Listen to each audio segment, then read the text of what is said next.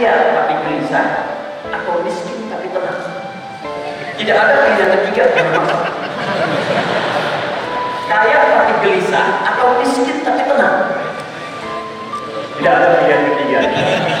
Dan jangan menunggu pilihan ketiga kapan hasilnya. Ketenangan itu penting. Karena itulah kedekatan dengan Allah pasti kita bangun. Nah, di antara hal yang menjadikan kita dekat dengan Allah, maka diturunkanlah amalan-amalan dalam Al-Quran. Ada tahajud, ada sholat. Sholat itu langsung disebutkan oleh Allah bisa membuat diri kita tenang.